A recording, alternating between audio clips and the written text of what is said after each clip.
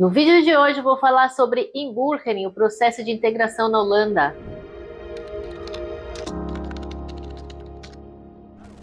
Para quem veio para a Holanda com um visto de partner, com um parceiro holandês ou uma parceira holandesa, já está sabendo, já ouviu falar ou está no meio do processo do maldito do inburgering, que é o processo de integração na Holanda, que é obrigatório para as pessoas que têm esse tipo específico de visto. O inburgering também é exigido em alguns outros casos, alguns outros tipos de vistos, como por exemplo de refugiados, mas em geral quem passa pelo processo, principalmente brasileiros, que é a quem se destina esse meu canal, quem passa pelo processo de inburgering é normalmente quem tem o visto de partner. Então, depois que a gente pegou o visto, o MVV, tem um vídeo aqui no canal sobre isso, sobre a parte de solicitar o visto de partner na Holanda, que eu conto a minha experiência. Mas depois que você já conseguiu o visto, você já chegou na Holanda, já se registrou na prefeitura, você vai receber a bonita da cartinha dizendo que você tem a obrigação de se integrar. Antes de eu começar a falar sobre isso, é importante lembrar que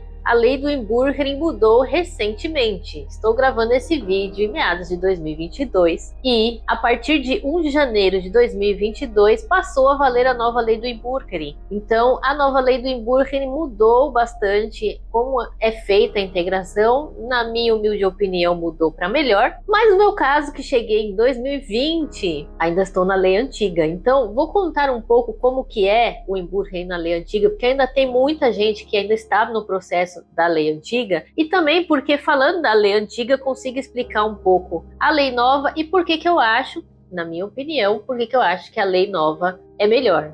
Algumas pessoas vão discordar de mim, sei muito bem disso, vão dizer que a lei antiga era melhor, mas eu totalmente discordo, mas a gente vai chegar lá. Na lei antiga, que foi válida para quem chegou até 31 de dezembro de 2021, a gente tinha um pacotão básico que era válido, igual para todo mundo, que a gente tinha que cumprir e pronto. Não tem diferenciação de quem você é, das dificuldades que você tem, nada. E como diriam os amigos meus aí, um pacotinho bem CVM, assim, se vira malandro. Porque é um pacote que tem lá as coisas que você tem que cumprir, que são 4 coisas que você tem que cumprir dentro desse processo de integração e que vale para todo mundo. Então, assim, na minha opinião, é um pacote com 4 coisas que todo mundo tem que cumprir, e aí que eu acho que é um pouco problemático, porque acaba, né, nesse processo antigo do inburgering, acaba que nem tudo se aplica muito à vida, ao dia a dia, e principalmente a loucura que é a gente chegar e vir morar na Holanda. O inburgering em si, a lei do inburgering, a intenção da lei, eu acho fantástico, eu acho muito boa, porque, como vocês estão vendo, o Frederico está aqui escondidinho, mas enfim. Eu acho a intenção da lei do inburgering muito boa, porque a gente vem morar num país que é totalmente diferente, a gente não conhece a cultura, a gente não conhece as leis, a gente não conhece um monte de coisa, o mercado de trabalho, é tanta informação. O inburgering visa fazer a gente entender tudo isso e conseguir não só viver melhor e se integrar na sociedade, mas também conseguir um trabalho, né, aprender o idioma. Então esse pacotinho no modelo antigo do inburgering são 4 coisas. A primeira coisa delas é o Participatie-Verklaring, que significa certificado de participação, que na verdade está se relacionando com um curso que você tem que fazer, que é obrigatório, que você tem que pedir orientação na prefeitura, porque isso é uma coisa que varia de prefeitura para prefeitura, e lá você faz um curso. No meu caso, aqui em Groningen, eu fiz um curso gratuito de 3 dias, que era sobre os costumes, a cultura, um pouco da história holandesa, o dia a dia, algumas coisas desse tipo, para a gente entender melhor como as coisas funcionam. Curso bem básico, mas interessante. Eu sei que algumas outras prefeituras esse curso era pago e muito bem pago, por isso digo que é uma coisa que você tem que ver com a prefeitura, porque varia de lugar para lugar. Esse Participatie-Verklaring a gente tinha 1 ano para entregar, então contado da data que você registrou na prefeitura, você tem 1 ano para fazer esse curso e pegar esse certificado. Essa é a primeira coisa que a gente tem que fazer nesse formato do inburgering antigo. Depois tem as 3 outras coisas que você pode fazer na ordem que você quiser. E aí, eu, particularmente, fiz o KNM. E o KNM eu acho engraçado, porque eu demorei muito para fazer, porque KNM é uma prova que você tem que fazer sobre a cultura e conhecimento da sociedade holandesa. E aí, para se preparar para isso, tem um livro que você pode ler e é muito interessante esse livro. Só que ele é todo em holandês, a prova é em holandês, o livro é todo em holandês. E aí eu não me senti preparada para, no primeiro ano que eu cheguei, que eu tinha um nível quase zero de holandês, fazer a prova do KNM, porque eu não entendia as perguntas para responder. Então, mesmo que eu soubesse os hábitos e tudo mais, eu não ia saber responder, porque eu não, simplesmente pela dificuldade do idioma. Mas, por outro lado, deveria ser a primeira coisa que a gente faz, sabe por quê? Porque, né, eu demorei, acho que 1 ano e meio, fui fazer só em 2021, no final de 2021 eu fui fazer o KNM, que aí eu já me senti um pouco mais segura com o meu nível de idioma para fazer a prova. Só que o que acontece? Aí eu fui ler o livro para me preparar, e o livro era um monte de coisa que eu adoraria saber, coisas que eu estava perdida. Como funciona o sistema de saúde holandês, como funciona o sistema de habitação, quando você precisa de um benefício para habitação, como é que você consegue isso, o dia a dia aqui, eram várias coisas muito interessantes, tem coisas que eu li no livro que nem meu namorado holandês sabia. Então assim, era uma coisa que eu, lendo aquele livro, eu falei, caramba, eu queria ter lido esse livro logo que eu cheguei na Holanda. Então assim, independente de quando você vai fazer a prova, uma dica que eu dou particularmente, assim, é que se eu soubesse, eu teria pelo menos lido esse livro logo que eu cheguei. Me ajudaria a pegar vários vocabulários do holandês, né, que eu tava lá na luta tentando aprender a língua, mas principalmente ia me fazer entender a Holanda muito mais rápido do que foi tentando fazer isso organicamente sem o livro. Mas esse é o outro item que a gente tem que cumprir na integração, que é o KNM. Não achei a prova difícil. Você tendo lido o livro, você consegue fazer a prova tranquilamente, não é uma coisa do outro mundo. Eu achei bem simples, porque é realmente, para mim que veio do Brasil, que não é uma cultura, assim, por um lado é diferente algumas coisas, mas a gente tem valores que não são tão diferentes. A gente discute assuntos, por exemplo, racismo, orientação sexual, essas coisas não são, né? A gente sabe dessas coisas, não é um tabu que em alguns lugares que não é aceito, que é proibido ser homossexual, não tem isso no Brasil. Então assim, tinha umas provas nesse nível, assim, de como você reage se você vê que uma pessoa é homossexual. Você não faz nada, você chama a polícia, umas perguntas assim. Então o KNM não é difícil, eu achei muito tranquilo de fazer o KNM, mas tem essa questão de que as perguntas são todas escritas, elaboradas em holandês, as perguntas e as respostas, e o KNM também é falado, né? Você põe um foninho de ouvido no dia da prova, eles falam alguma situação, e isso tudo é em holandês. Então, se você não estiver muito seguro com o seu nível de holandês, fica difícil de fazer a prova. Mas o livro é muito válido e muito bom para quando você chega na Holanda. A terceira coisa é o ONA, que é sobre o mercado de trabalho, que é uma orientação sobre como funciona o mercado de trabalho na Holanda e para você poder se situar e entender como é que você vai arranjar um emprego na Holanda. Eu vou dizer que essa parte foi a parte que mais me decepcionou de todo esse processo, mas tudo bem, vamos chegar lá. Você pode fazer o ONA de 3 maneiras. Você pode fazer um curso, só que o curso é meio caro, é coisa de no mínimo 150 euros para você fazer esse curso. É um curso de 60 horas, se não me engano. E aí, se você fizer o curso, se tiver com a grana para pagar o curso, você faz o curso, 60 horinhas, tá feito, tá entregue o ONA. A segunda forma, que eu não queria gastar essa grana, e aqui, na verdade, pelo menos os lugares onde eu fui procurar era bem mais caro que isso ainda, é você fazer o portfólio, que aí lá no site do Inburgering tem os cartõezinhos para você preencher esse portfólio, e aí tem um passo a passo, tem um manualzinho lá que você baixa em cada um dos cards do portfólio, explicando o que você tem que preencher, e basicamente é como se fosse um guia para você arranjar um trabalho na Holanda, e mais ou menos, né? Mas assim, como é que funciona? Então, primeiro você tem que, por exemplo, dos primeiros cards você tem que escrever quais 3 profissões que você gostaria de exercer na Holanda, e dessas 3 você tem que escolher uma. Aí, no próximo card, por exemplo, dessa profissão desejada, quais as qualificações que você precisa ter para conseguir um emprego com essa profissão desejada. E aí você tem que colocar lá nível de idioma, ou se você precisa de um diploma. Inclusive nessa parte eles falam para você fazer a validação de diploma, que em alguns casos, como já também tem um vídeo aqui no canal sobre isso, no meu caso particular, eu pude fazer a validação do diploma de forma gratuita, por causa da exigência do Inburgering, eles dão essa gratuidade. E, enfim, você vai preencher nesses cards, que é como uma forma de deles entenderem de você, também parar para entender como é que você faz para arranjar um emprego, em que site você vai procurar emprego, se você precisa fazer um curso, onde é que você vai achar um curso. A parte que eu fiquei decepcionada, que eu achei que eu ia fazer nesses cards aprender um pouco mais, e assim, eu achei muito básico, é para quem tem noção nenhuma, para quem vem, sei lá, de um país ou de uma situação assim muito sem noção mesmo, porque assim, tipo, se você tiver que fazer um curso, aonde você vai fazer esse curso? E aí eu tinha que colocar lá o nome de uma escola, por exemplo. Ou, por exemplo, tem um card que você tem que preencher um formulário de solicitação de emprego, que é uma coisa assim, que empresa que você preenche à mão um formulário para solicitar o emprego. Hoje em dia a gente manda um currículo para tudo, né? Manda o perfil do LinkedIn. Mas não, você tem que, no portfólio, você tem que anexar 2 formulários de que você, como se você estivesse se aplicando para o emprego. E até, olhando os modelos, pode ser um emprego que não tem nada a ver com o que você está fazendo. É só para eles saberem se você sabe preencher o formulário.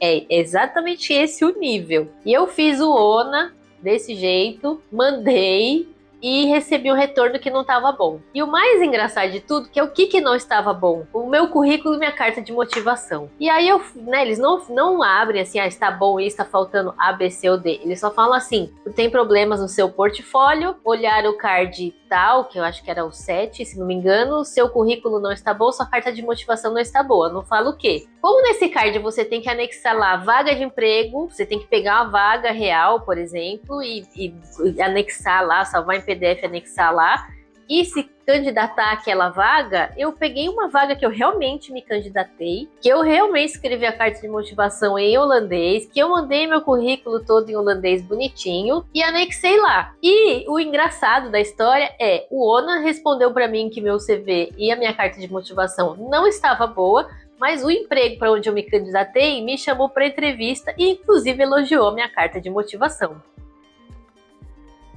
Por que o que estava errado, né? Daí eu fui olhar, né, as instruções, porque eu honestamente não olhei as instruções do currículo, porque assim, eu já estava mais de 2 anos usando esse currículo, participei de várias entrevistas de vagas boas, tinha feito uma consultoria com uma consultora de RH, que tinha para analisar meu currículo, que tinha falado que meu currículo estava ótimo, então beleza, só mandei o mesmo currículo. Não, errado.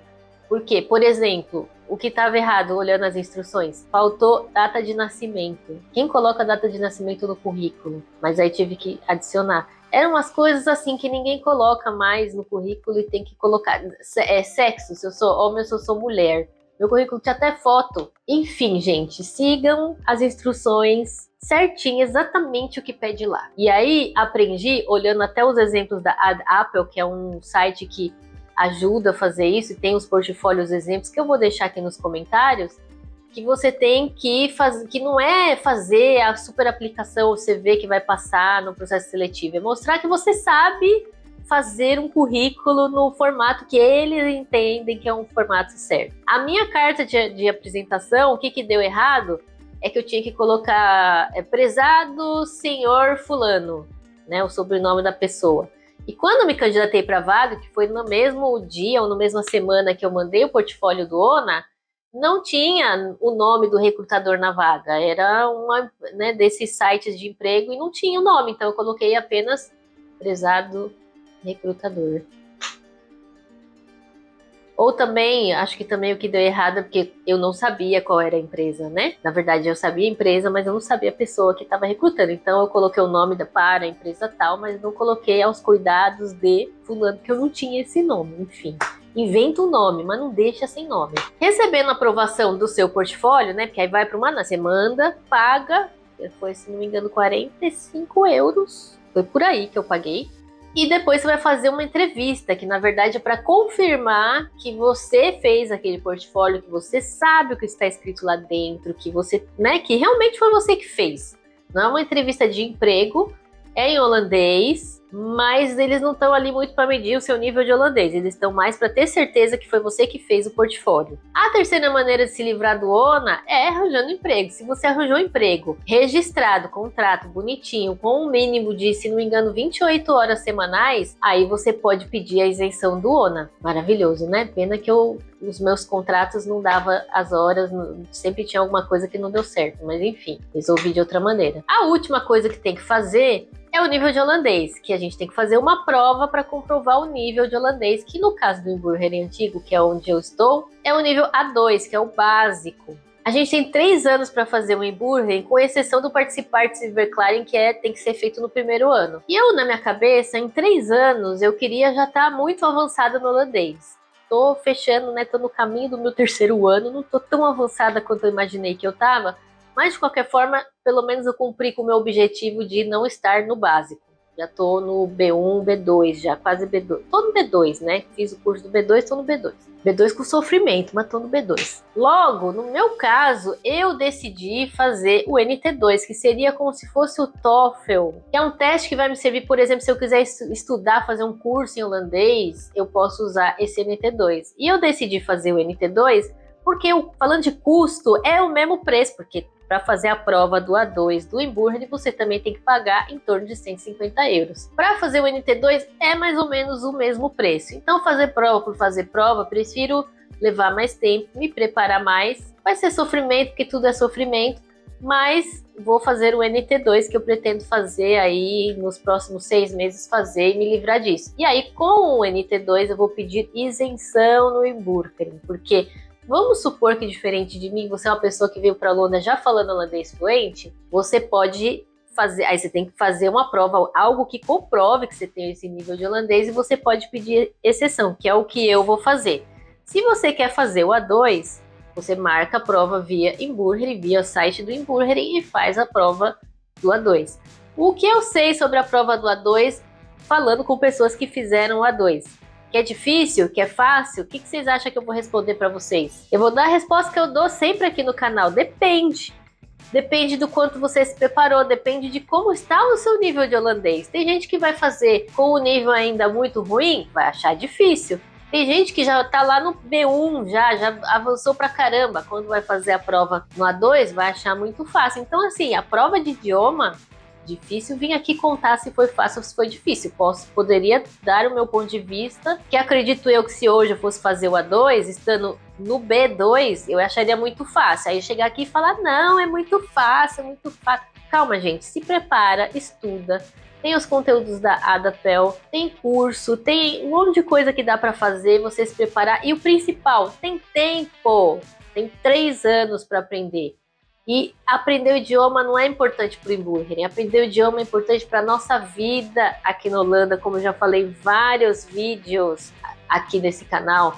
Sejam independentes, e para ser independente não adianta só arranjar emprego, precisa falar a língua local. Para finalizar, vou dizer um pouco da diferença do que eu já estudei, do que eu já conversei com algumas pessoas do Inburgering velho para o Inburgering novo. O Inburgering novo, ele é mais pessoal, mais individual. Por quê? Você vai chegar na Holanda, vai se registrar na prefeitura e você vai ter que marcar um appointment, marcar um horário na prefeitura para conversar com alguém na prefeitura que vai te orientar sobre o que fazer. Olha que maravilhoso! Você consegue sentar exclusivamente com alguém para conversar sobre toda essa confusão que eu tive que me virar que nem uma louca para aprender sozinha. Aí que nego vem me dizer que o Inburgering novo é pior. Sabe por que o povo tá dizendo que o Inburgering novo é pior? Porque o Inburgering novo exige o nível B1. Mas, como eu já falei muito aqui nesse canal, pode ser minha opinião particular? Pode ser, mas é minha opinião, vou reforçar.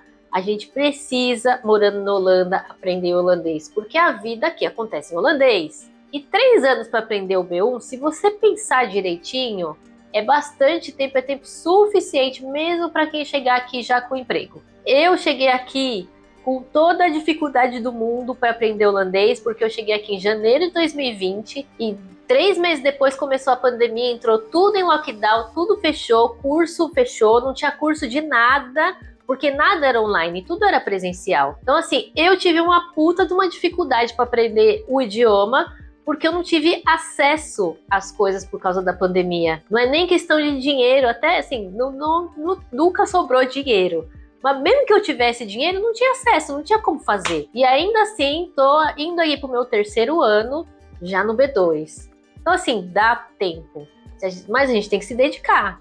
Ninguém aprende o idioma sem se dedicar. Mas voltando à diferença, desculpa o desabafo, voltando à diferença do novo Emburgering e velho Emburgering, o novo Emburgering, você vai sentar com a pessoa da prefeitura, vai ter uma pessoa que vai fazer um plano do que é melhor para você. Então, por exemplo, o próprio nível do idioma, quando você vai nesse compromisso com a prefeitura, você vai fazer um teste, eles vão te colocar na agenda para você fazer um teste de aprendizado, para ver se você tem capacidade de aprender holandês, porque não é todo mundo que tem capacidade, tem gente que tem dificuldade de aprendizado. Quem tiver dificuldade de aprendizado, vai para uma rota que vai exigir um nível que pode até ser um nível menor do holandês.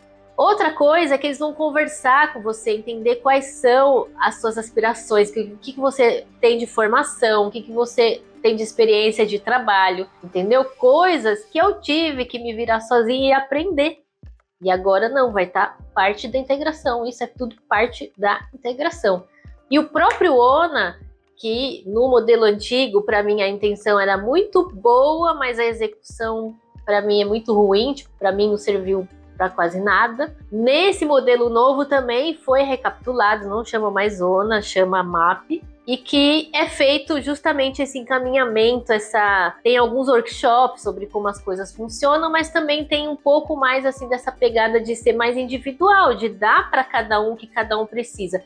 É claro que eles devem ter lá uns pacotinhos e eles te encaixam nesses pacotinhos, mas agora são vários pacotinhos, né? Um pacote que cabe ao quem tá no 0 e quem tá no 1000, né? Que aí não, sempre vai ter um monte de gente que tá fora, que, né? O meu caso, o processo de integração para mim, honestamente, o que foi válido, muito válido, foi o KNM, que foi aquele livrinho lá sobre os costumes, como a Holanda funciona e as coisas e tal, porque o resto foi cumprir com a obrigação, honestamente. Então, acredito e reforço que eu acho que esse novo Emburgering é mais bem pensado. Acho que também, né? A lei do Emburgering existe desde 2013. Então, de 2013 para cá, eles começaram a discutir essa nova lei, se não me engano, em 2019. Começaram a discutir para mudar a lei. Era para ter mudado em 2021, por causa da pandemia, prorrogaram para 2022. Então, assim, eles já aprenderam o que funciona, o que não funciona, o que dá certo, o que não dá certo, para chegar nesse modelo novo, mais abrangente, mas principalmente mais prático, né? Mais real, o que a gente precisa saber, porque o Emburgering velho é a reclamação geral de todo mundo que está nessa lei antiga, que é muito confuso. É confuso até para quem é holandês e lê holandês bem, porque muitas vezes eu pedi ajuda pro meu namorado e ele também ficou confuso. E acaba que era uma coisa que a ideia é muito legal, mas na prática não acaba não auxiliando tanto quanto deveria, entende? E aí acho que esse Emburgering novo vem para corrigir essas falhas aí do processo e para trazer um Emburgering que seja realmente uma integração, seja uma integração real, né? E não só uma confusão mental com um monte de regra que a gente tem que cumprir para não ser expulso do país. Eu espero que esse vídeo tenha ficado claro, assim, pelo menos as ideias gerais, porque o Emburgering é um assunto complexo. Faz meses que eu tô tentando gravar esse vídeo para tentar não ser um vídeo muito longo, que ficou impossível de ser um vídeo curto. É um assunto que gera dúvida em muita gente, então assim, se vocês tiverem dúvida, deixem aqui embaixo nos comentários que eu respondo tudo, principalmente desse assunto, porque é a coisa que mais consome a gente que tem visto de partner nesse país. Deixa aqui nos comentários, ou vai lá no meu Instagram, que eu também respondo as coisas por lá, mas respondo aqui, respondo onde vocês mandarem, eu tô respondendo, relaxa que eu respondo. Espero que vocês tenham gostado e muito obrigado por assistir o meu canal.